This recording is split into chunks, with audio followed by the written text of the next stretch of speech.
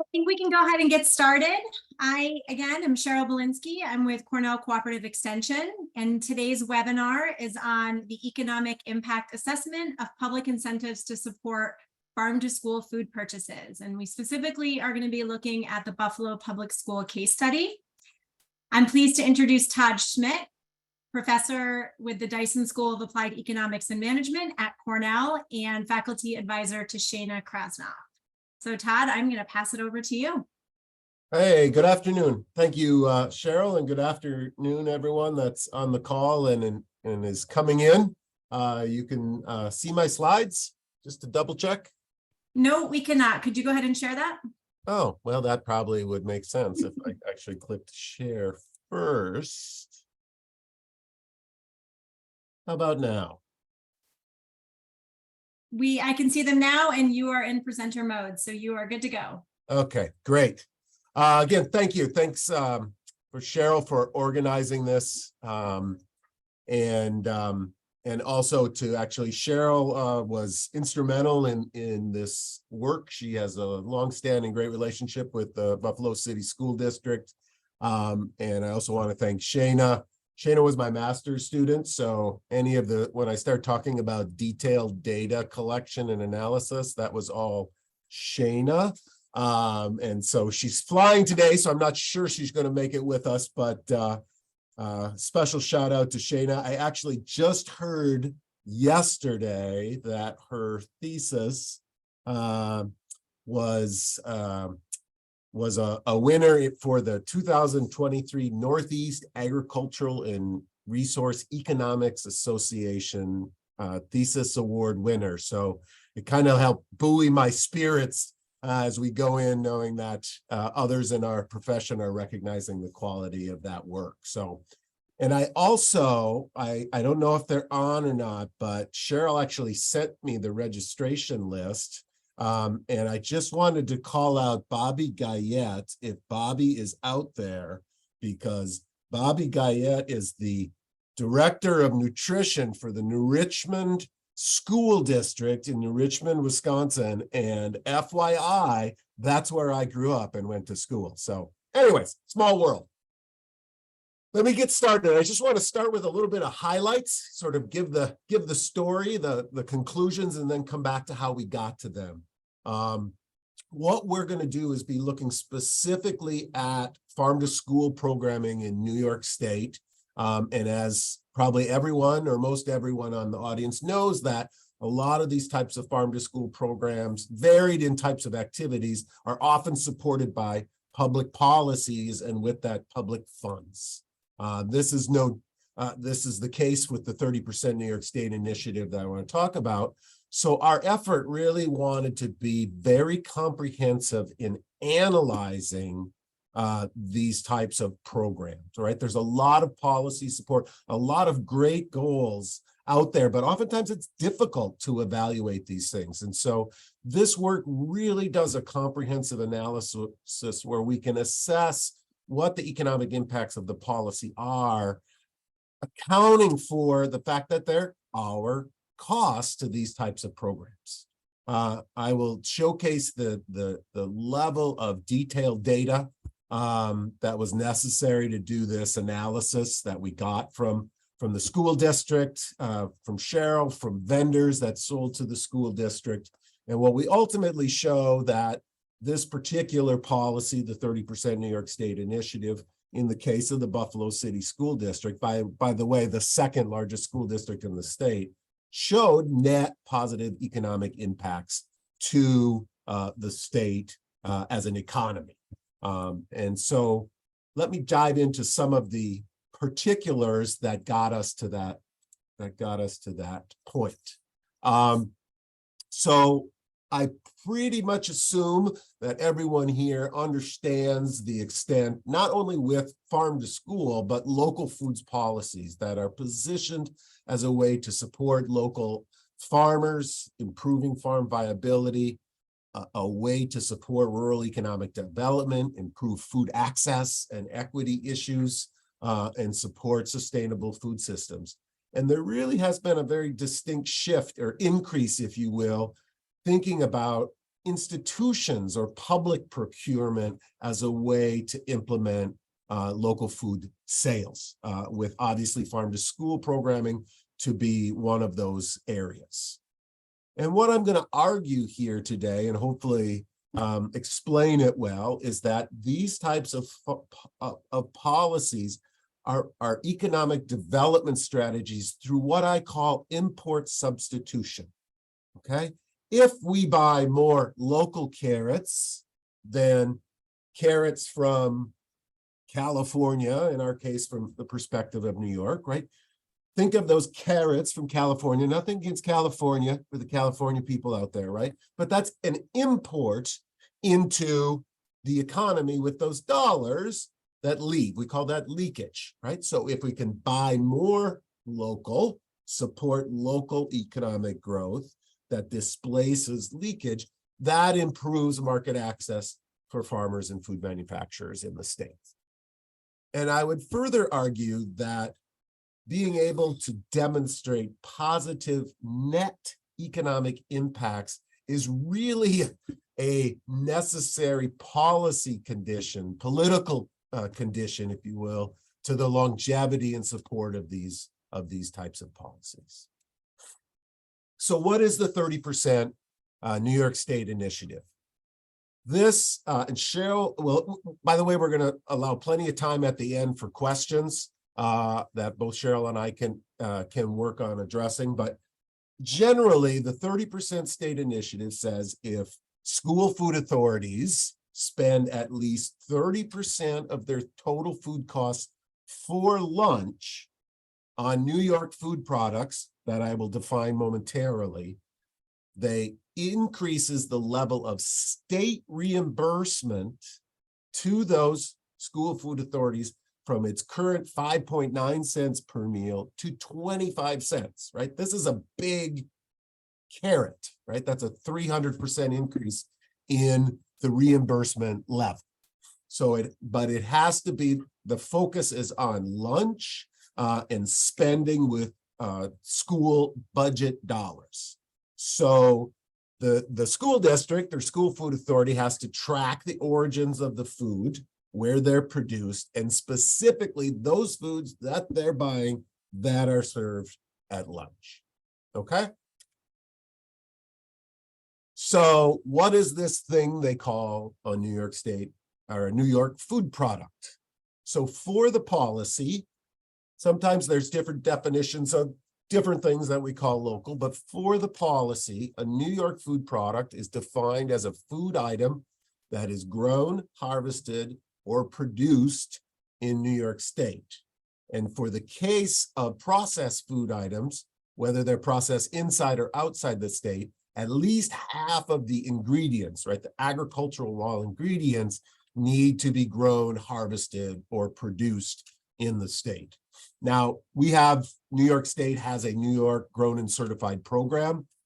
Products that are New York Grown and Certified automatically, if you will, based on those two bullets, qualify. But if they aren't, there's extra paperwork to document that the foods satisfy those definitions and can be called a New York food product. Now, this is important, and I'll come back to it in the context of our analysis and programming that we did to do our assessment. Who is Buffalo City School District? Go Bills, right?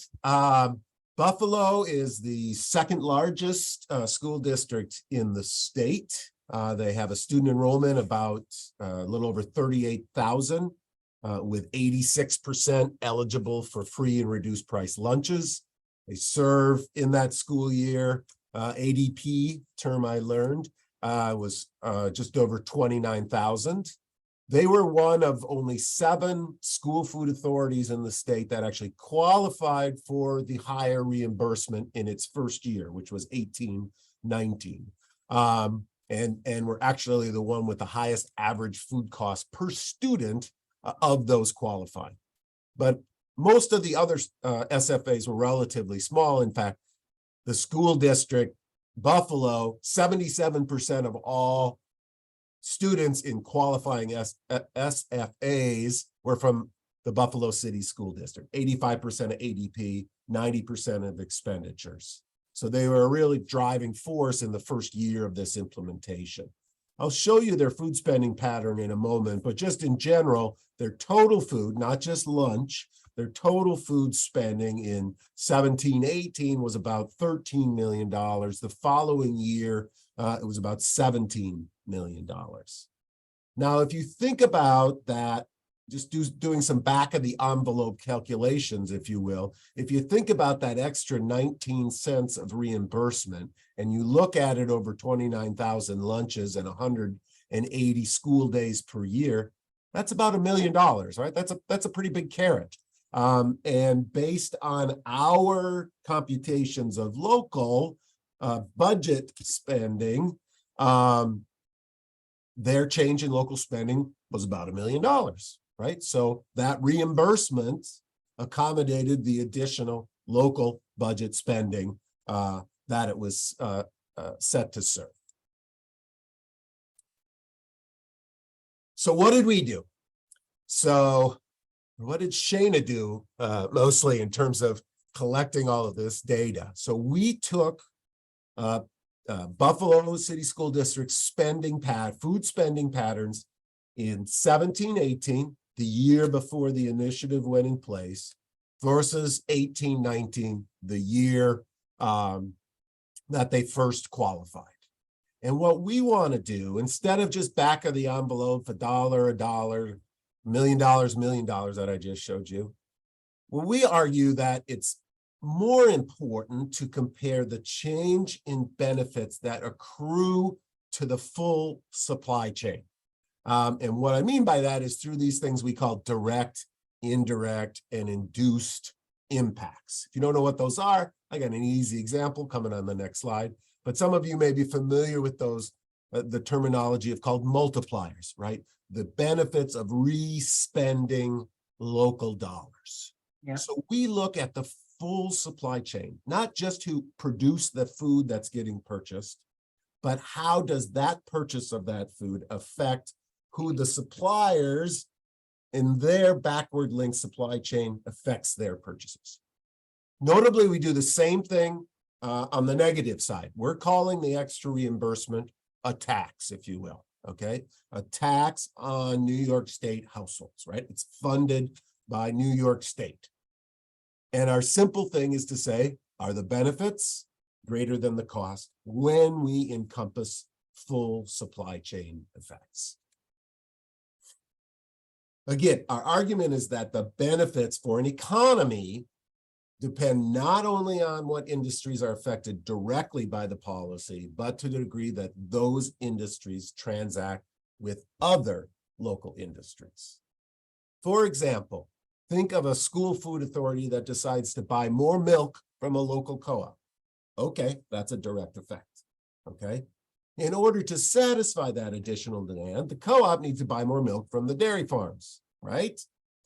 Okay, in order for the dairy farms to supply more milk to the co-op, to supply more milk to the SFA, they got to expand their herd, buy more feed to support their herd. Okay, they buy that from the local mill. The local mill says, in order for me to make more feed, I got to buy more corn. So I'm going to buy that corn from crop farms, right? The crop farms say, okay, now there's a bigger demand for my corn, so I got to buy more seed, okay? So this is just an example of sort of the backward linked supply chain. And the size of those effects depends on how much that spending is local, okay? If crop farms don't buy any seed locally, that's what we call leakage in my world, there's no impact associated with that. So think of the direct effects as the actual purchases by the school district. The indirect effects are the additional backward linked industry effects to support that increase in purchases by the school district. And oh, by the way, if there's increases in industrial activity at the co-op, at the dairy farms, at the mill, at the at the crop farm, excuse me, right? In order to support that expansion is going to require some additional labor, some additional employee compensation. What do people do when they get money? They spend it. right? Or at least a portion of it. Yeah, they may put some into savings and things like that, but Sure. that spending creates economic activity. That's induced. On Tuesday afternoon. Okay. Really?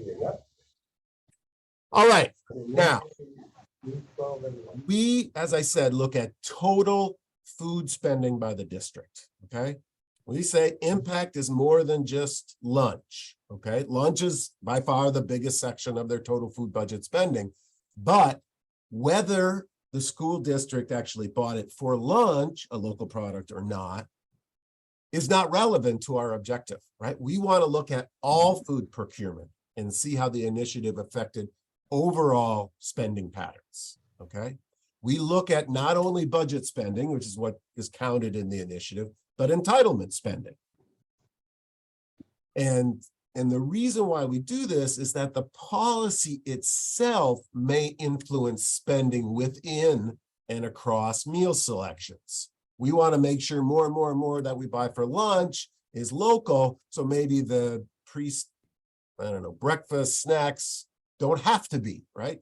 There may be unforeseen consequences of that. So we want to look at the whole thing. If you're going to make changes, okay, right? We're going to account for that.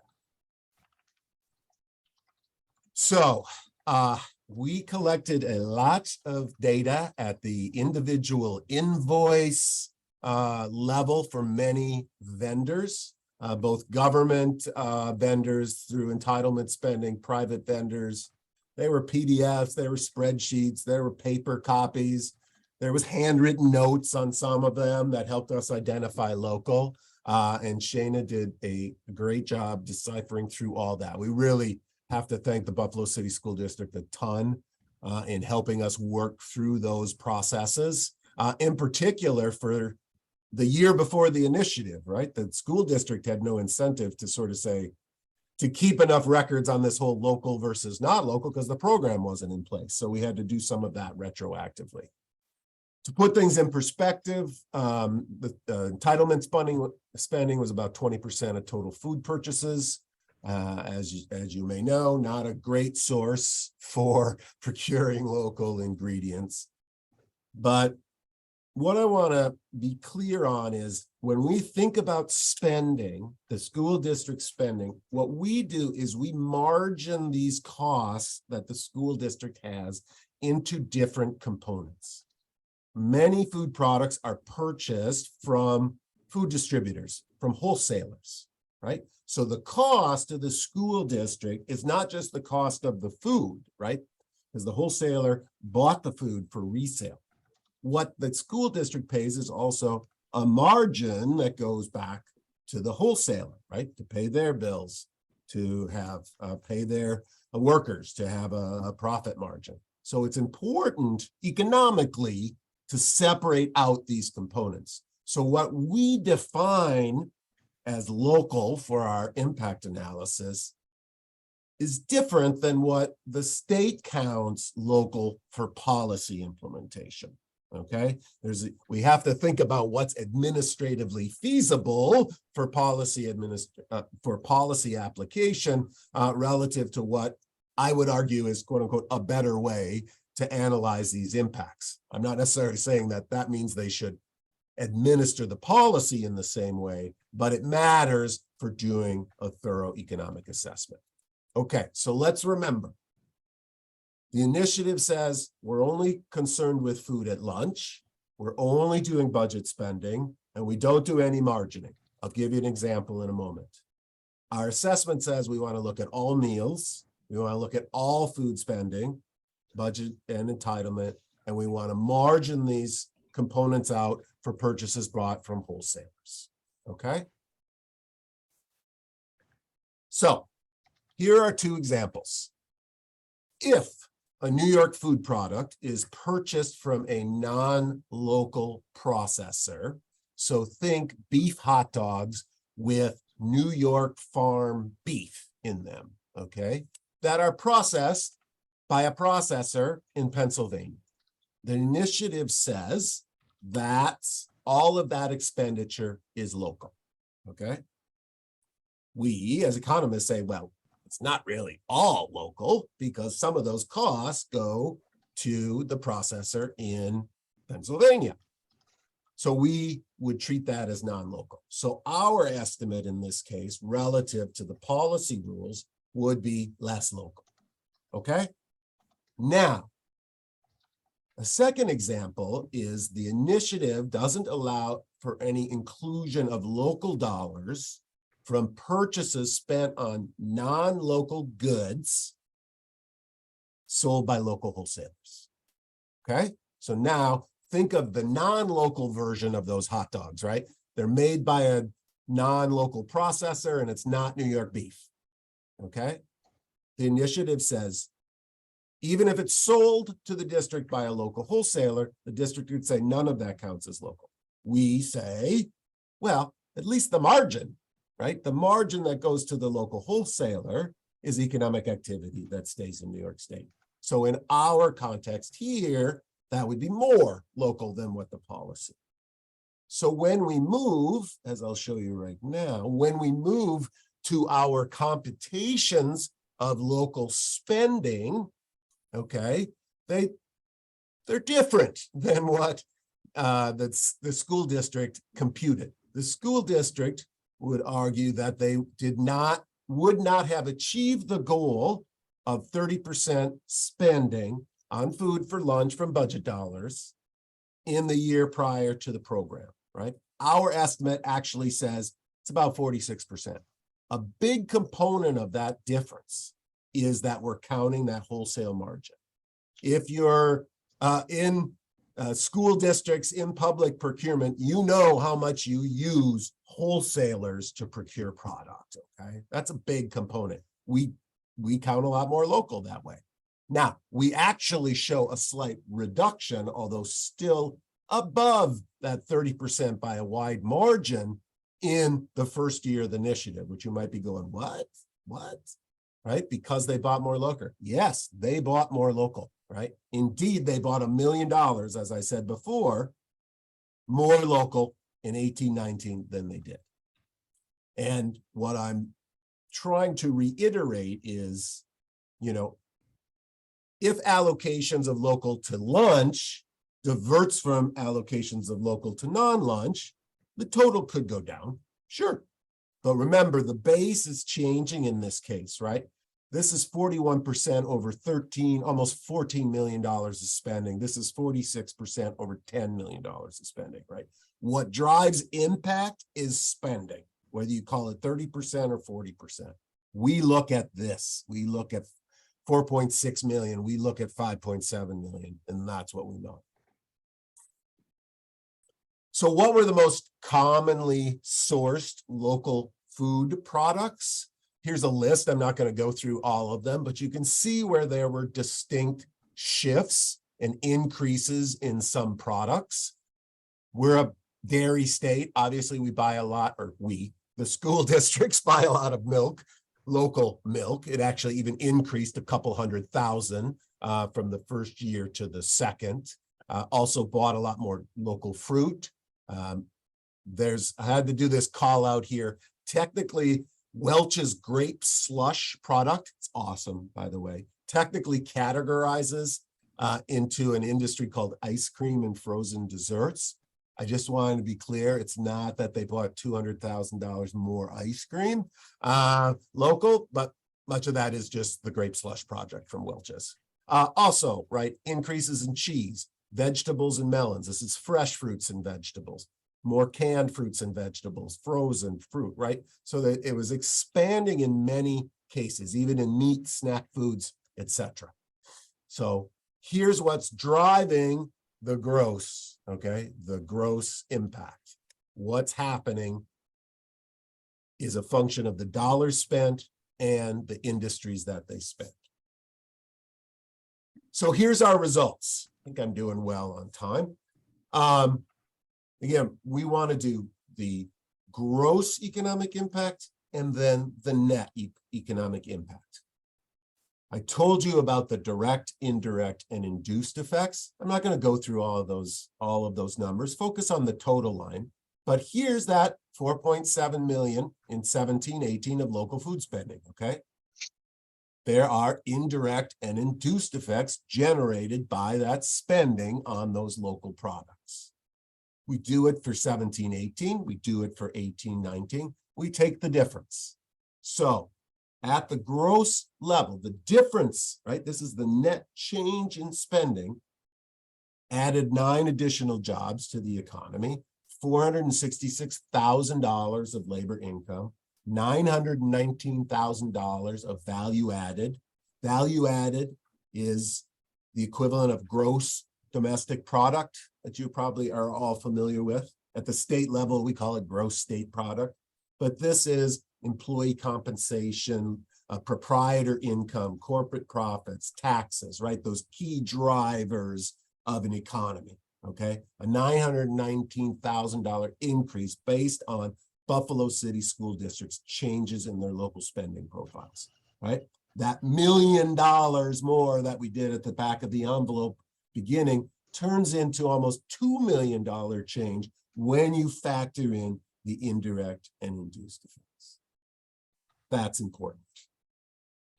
If you take, I just repeated here, the top third of this table is the net from the change in food spending, right? So here's this 919,000 again. If we think of the extra reimbursement, the 5.9 to 25 cents, okay, that was about $1 million. We're calling it a tax effect. We're treating it as a change in household spending. By our rules, that means it's an induced effect, okay? But there's multiplier effects associated with that. So that $1 million of cost, if you will, turns into $1.3 million when you encompass the full supply chain, okay? The impact is smaller on multiplier effects because household spending patterns have a relatively lower amount of local spending. But what's the net? That's what's important. And these numbers aren't large, but you want to think about this as one large school district, but the net effect when you take benefits less costs. Jobs, okay, we netted out 2+ jobs. They're all positive, which is important, right? 7,000 in labor income, $80,000 in value added. And if you look at output, which is essentially sales, okay, it's almost $700,000. Now, every policy is going to have winners and losers, okay? It will, okay? And maybe winners and losers isn't the right terminology for this, but you can think about a policy that's in place to promote local farm and food production. Who would you think, if the policy works as it should that benefit the most? Well, here you go, right? Farm and food production are the top winners, as you would expect. Who would be the largest losers in terms of industries is reliant on what do we as households mostly spend our money on. Yeah, we spend it on retail trade, which includes food, cars, and all those sorts of things, rent, home costs, finance, insurance, health payments, right? So that nets out to be the largest loser, if you will. But certainly, and let me be clear, expanding food manufacturing, for example, increases labor in food manufacturing, to which they have spending of their income on, health and social services, right? So it's not the full tax effect, but it's offset by the benefit of the industry expansion. Okay, I want to wrap up to leave time for questions. So let me just say, as a result, I think I provided compelling evidence that we see clear shifts in food spending categories that suggest changes in what and where foods are purchased. If we think of GDP, right, value added, gross state product, right, as our sort of policy evaluative measure, right, the benefits, 919,000, exceed the costs, okay? So if you put differently, for every dollar of value added of GDP lost in the state to support the program, it brings back $1.10. Okay. And in fact, it actually brings back $1.10, and then it costs you $1 because the reimbursements are in the next year. But in any event, the benefit cost ratio is above 1. Right. The net gain is important for enduring political support, I would argue, and the strong gains into which the policy is targeted is consistent with what they would want to do. Okay. Again, our sort of local calculations is guided by economic theory, if you will, or whatever that means. And so we did show that percentages going, but just remember, it's spending, not percentages, that drive impact. A couple takeaways from the results. Lunch spending, no doubt, is the significant meal component, right, for food spending for school districts, but arguably ignoring these other meal spending in the policy can underestimate local impact and ignores reallocation effects, right? There are local purchases already happening at the local level. It's the addition that we attribute to policy, but including that spending, so the school districts don't have to say, oh yeah, here's the grape slush that we served at lunch, and here's the grape slush that we served as a, I don't know, after school snack or something, right? So not excluding it to just lunch spending could actually promote extra incentives for local purchases, okay? I didn't point it out up above, but the entitlement spending by Buffalo City School District, it showed very little local, which is expected, but they have some new pilot programs coming out. The pilot, I don't know if you remember it from the slides, was for fresh fruits and vegetables, which obviously for perishable products provides extra opportunities for local. BCSD participated in that quite a bit, and actually nearly half of the product procured with entitlement dollars for that pilot project was local.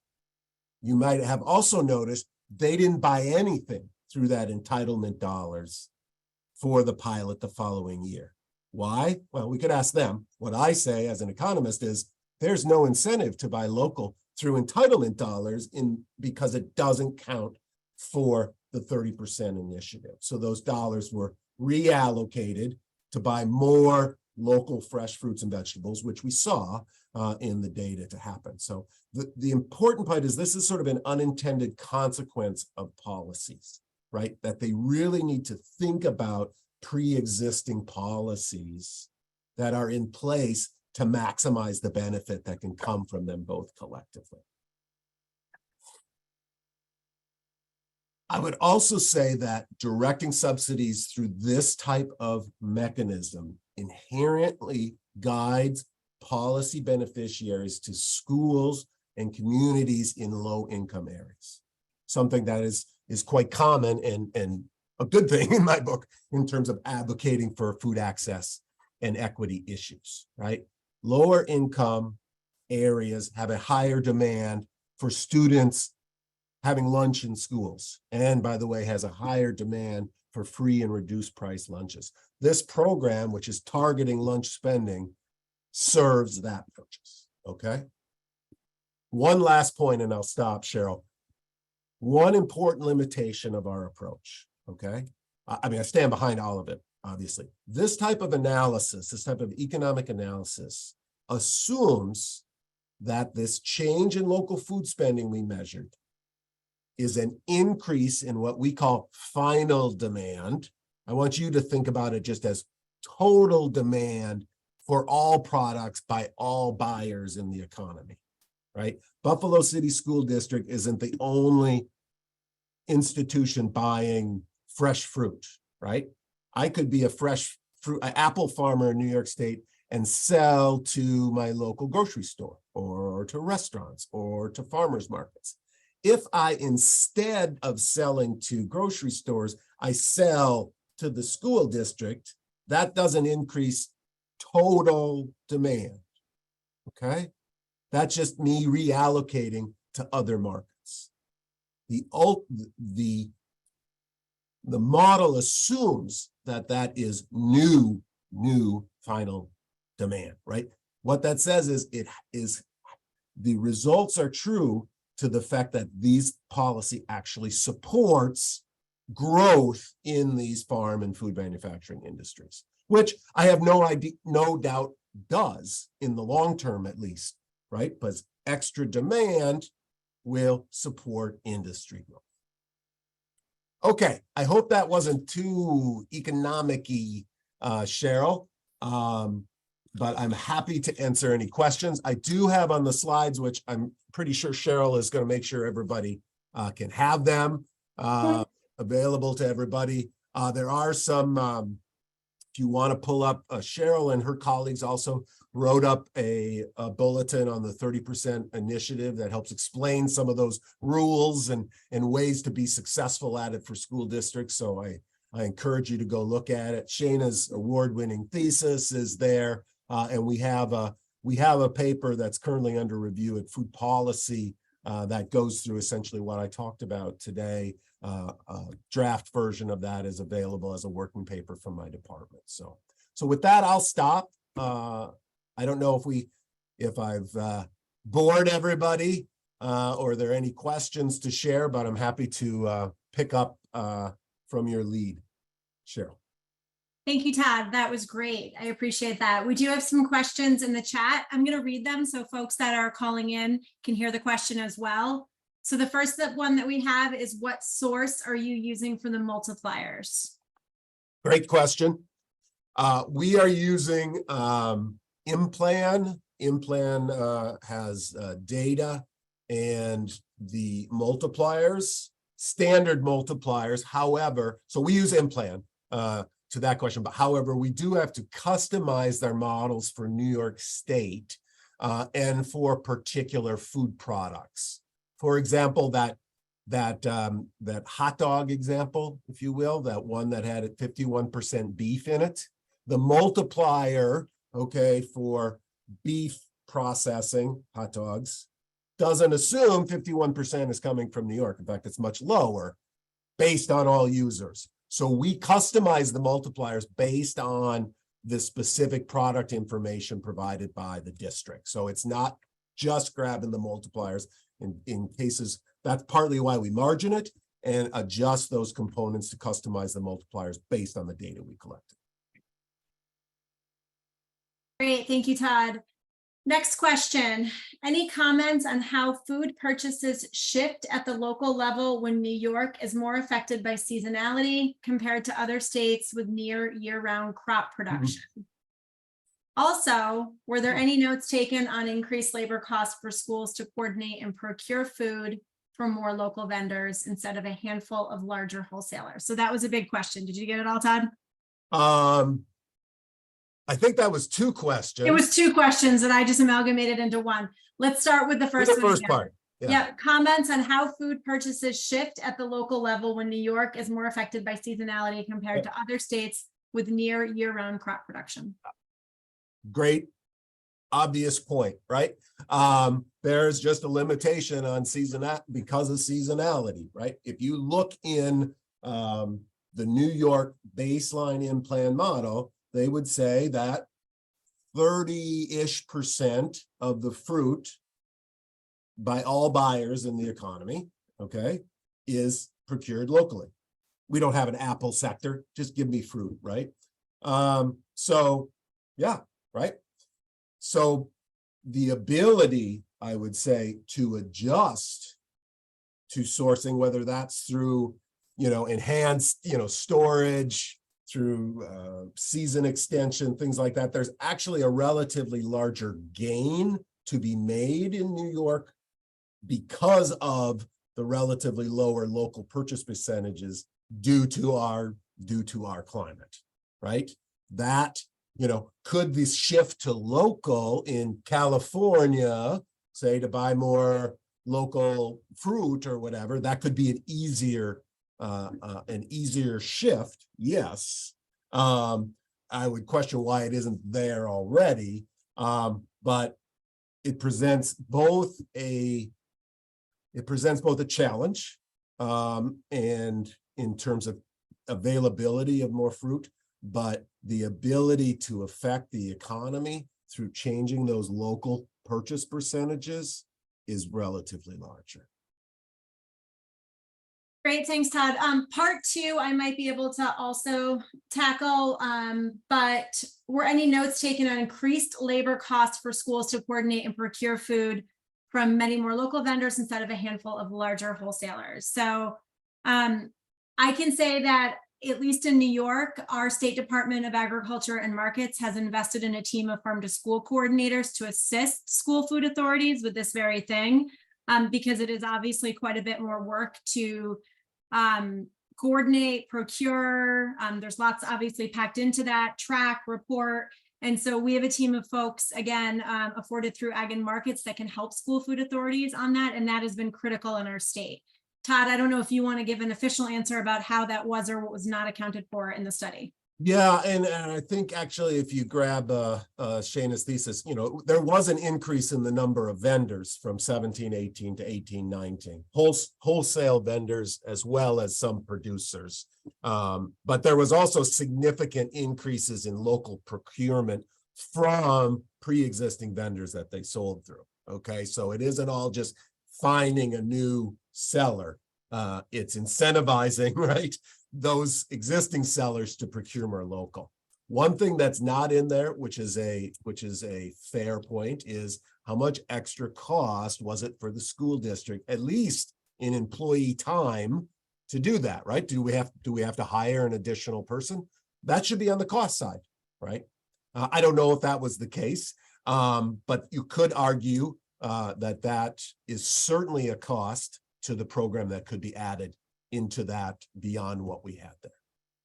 And Todd, that is literally the next question was the administrative cost labor required by the district to participate in the program taken into account? And I think you just answered that. I can tell you, having worked very closely with this district, that they have dedicated staff to work on this. That is an advantage they have that is not afforded by all school food authorities and other institutions. But in this case, they've been able to dedicate some staff, not a singular person at 100% FTE, but existing staff to support this effort. I do want to point out there's a financial reimbursement that comes on the back end as well. So they're investing time and labor, and to Todd's point, they're getting upwards of $1 million back.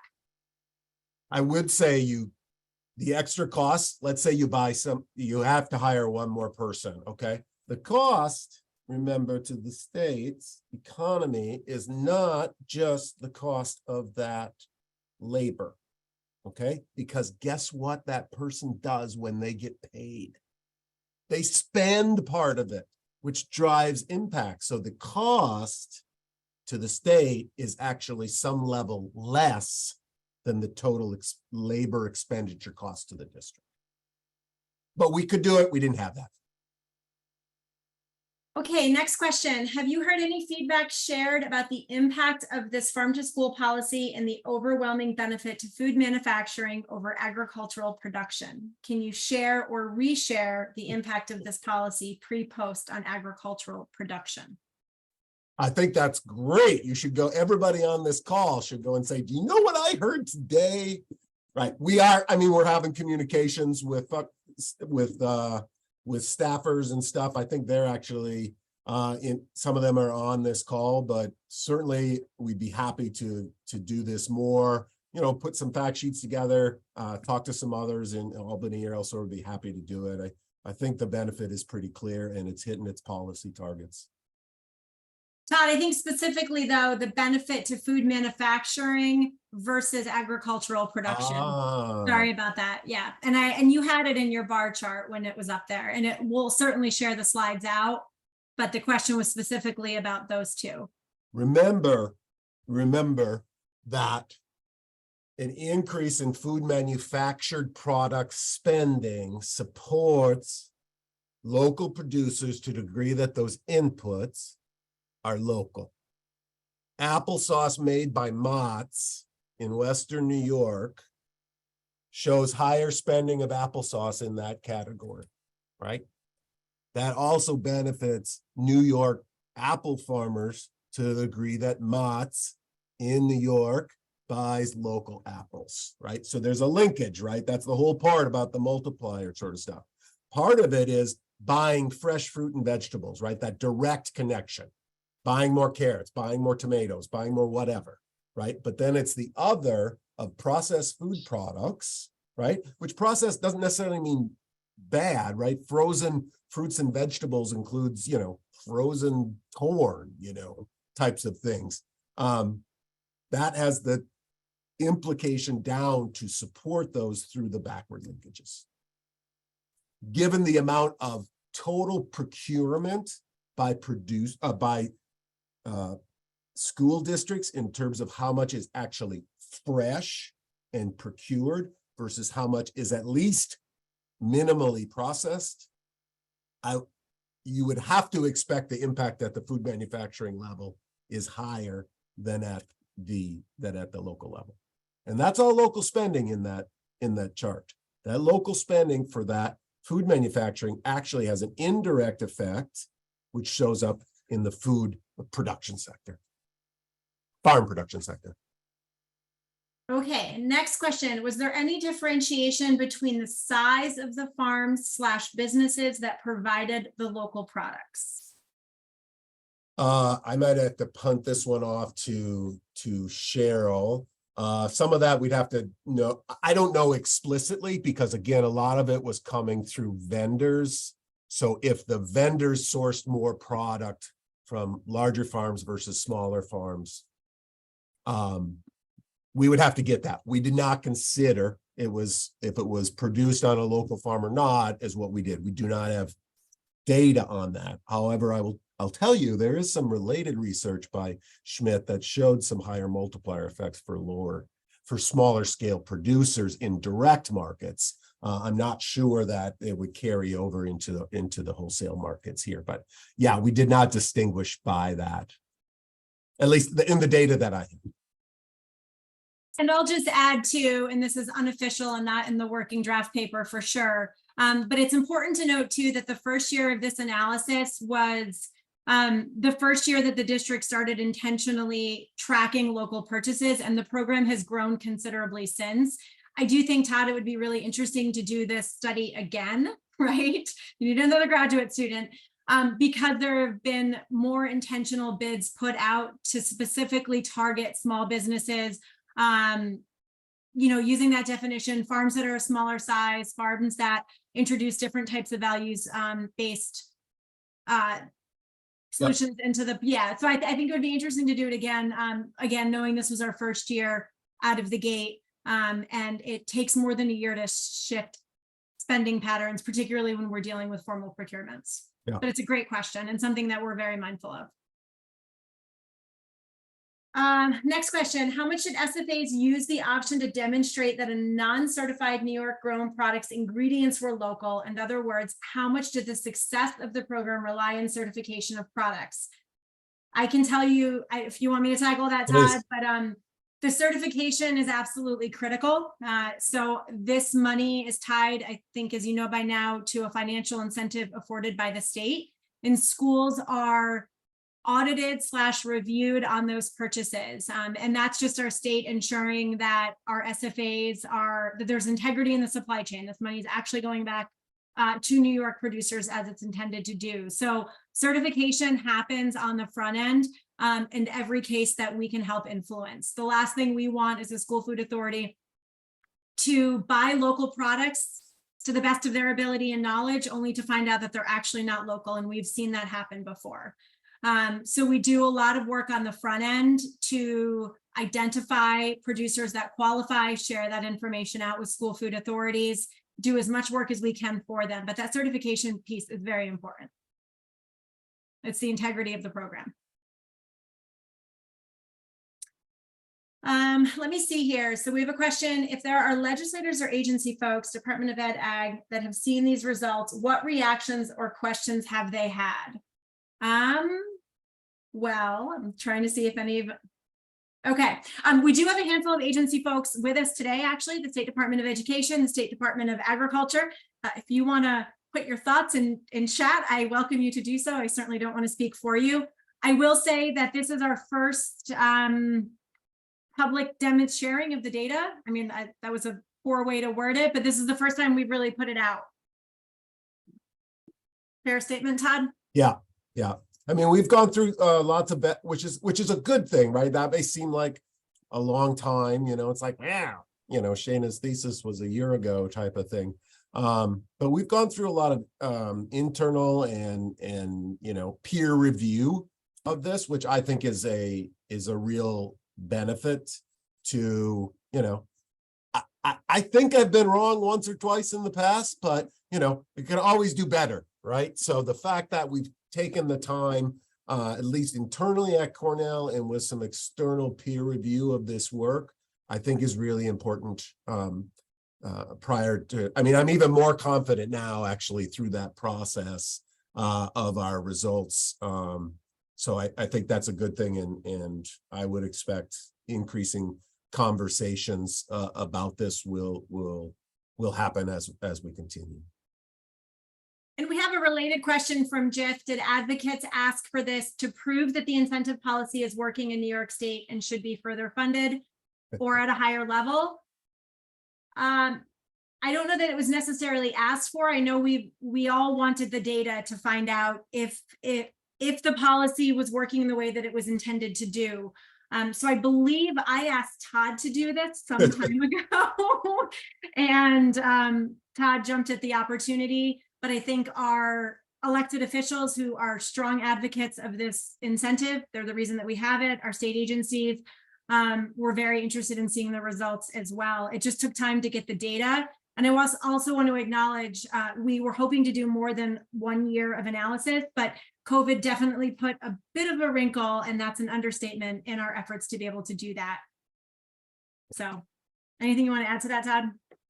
We've talked about trying to put together, say, a practitioner's guide on to try to get this to be replicable for more school districts. I mean, it doesn't, necessarily have to be specific to the New York, initiative for that matter, which I think is a good thing on one hand, but then on the other hand, there's really some data issues, require a lot of follow-up and a lot of customization in modeling, depending on, I just keep thinking about the 51% New York hot dog over and over again, because that had to do some pretty particular changes, which can be done. It's not a problem, but I sometimes get a little concerned about, not everything you can just push a button and you get the same, to get the right result out. So, but I would really like to think about that. We are doing some additional work actually in this area, not specific to the 30% initiative, but looking at alternative sort of bid adjustment algorithms that take into account multiplier effects. So we continue to work. Got a few more questions I hope to get answered. So if folks want to just hang in for a few minutes. Todd, this one is a little bit longer, so bear with me, but I think it's a really important one. So in New England, we are advocating for regional incentive tiers as well as local state incentives. Among other things, there's concern that if states only incentivize food from within their states, schools might drop existing producers from just over the border that are no longer considered local in order to favor in-state purchases. In the short term, this might lead to more in-state purchases and a positive net economic impact. But if the border state then adopted a similar statewide policy and their schools drop purchases from that original state, we could start to see a negative economic impact for producers who were relying on those neighboring markets. Did this regional consideration come up in this New York research? Great question. It is a great question, and it is a great issue, including an economic issue that I have addressed in some other work. It did not come up in this, right? It was a very focal, it's local is what we're calling New York, You know, I mean, you can just go down to New York City when we're talking about food procurement there and getting, you know, a tri-state area. Guess what? They're buying from neighboring New Jersey. That doesn't count. So are there ways? Certainly there are ways you can construct the evaluation to consider either expanding the size of the economy, okay? Drawing a circle, right? We've all seen these things in terms of what we're going to call local. But you can certainly methodologically include multi-regional economic impact assessments, which is more complicated than just expanding who you're counting as local. But I mean, your point is spot on, and that's part of the dilemma in designing effective food policy, right? So in your case, right, a school district that's near the border of the southern border of New York that's procuring fresh fruits and vegetables from someone in northern Pennsylvania, the incentive is now not to buy from them so that they could support the extra reimbursement, you know, so there is a balancing act associated with that. You know, they could continue, you know, there's also about available supply and prices that makes them already an attractive vendor, you know, could then that be procured through, you know, special USDA entitlement funds and stuff like that. So it's a good question. It's a simple question. It's a little more complicated, particularly if there's multiple policies, but your point is spot on in terms of short run and long run impacts and what we're considering, you know, a local economy. Todd, we have a question from our friends at Ag and Markets. Why is the impact of purchases of non-local products from local distributors included in this assessment? Great question. Great question. Okay, so we have a local distributor. Oh my goodness. That local distributor, you know, headquartered in New York State, operations in New York State, workers in New York State. They buy food. Some of it's from out of state. Let's just do the simple example. Bananas, okay? Bananas from Florida. Wait, do they grow bananas in Florida? Oranges from Florida. Go with oranges. Yeah, that'd be better. Oranges from Florida, okay? So the wholesaler procures those products. The wholesaler spending that money, spending their money to buy oranges from Florida is leakage. Does not count as impact in our analysis. None of it does, right? That's leakage. The only thing that counts as impact in our analysis is the wholesale margin above the cost of goods sold. We don't have any impact associated with the product, but to the degree that the wholesale margin pays for their labors, buys fuel for their trucks, right? And has those impacts, those are truly New York State impacts. No question about it. No question about it. So, but it's just on the margin. If they have a $10 food product that they sell to Buffalo City School District for, I don't know, $12.50, we count 2.5. And how wholesalers spend that for their margin. Okay, but we count none of the 10. Great, thanks. We have one more question in here, which times up almost perfectly. Did government spending actually increase to fund this program, or did they just shift state government funding between different alternatives? What a great question. What a great question. No, I mean, it's spot on. And in the fuller paper, we talk about this, right? So what could happen, right? We are going to fund this program from state tax dollars, from tax revenues, okay? So the one thing you can do is you can say, we're going to collect additional tax revenues to fund this program, which means you don't affect the other programs, okay? That's the way we modeled it. It's the simplest, right? The second way is to say, okay, the state has a bunch of, right, pre-existing tax dollars. And instead they say that amount of reimbursement, the $1 million that we had for Buffalo City School District, you could argue is going to come from another program, okay? So the tax dollars hasn't changed, if you will. The cost associated of those taxes hasn't changed. But what does happen if the funding goes away from that program. Okay, then let's assume then that diminishes the extent of economic activity of that other program. That loss, okay, which would be a deduction in economic activity, could be measured as the cost. I would find it very, very difficult to find out where those dollars would come from. And I think it is likely that our cost estimate doing it this way is probably an higher estimate of cost than would be done the other way. But it would be based on the loss in activity. I don't know, take it away from student and children's services. Okay, I'm just making it up. I love student children's services. Okay, I'm just making it up. Let's say we take that $1 million and we take it away from student children's services. So what happens? Student children's services lost $1 million. So they laid off X number of people. They restricted the number of services they provide out of those offices, right? You can quantify that change and you can run that through the multiplier effect as well. Figuring out what that should be is difficult, if not impossible. What a clean way to do it is the way we did it. Is that necessarily what the state is going to do? No, but it provides, I argue, the most defendable assumption on cost. And if anything, is an upper estimate than a lower estimate. Great. I think, unless another one came in, those are all of our questions. 3 minutes over, and that is it. Is Bobby Guyette still out there? Can I say go New Richmond Tigers? I don't know if she is still there, but she heard your shout out when, you introduced yourself. So thank you folks for your great questions. We really appreciate them. We will follow up with yes, she's here. She said, go Tigers. Woo! We'll follow up with the slides and the recording for those of you who joined today and those who registered and couldn't.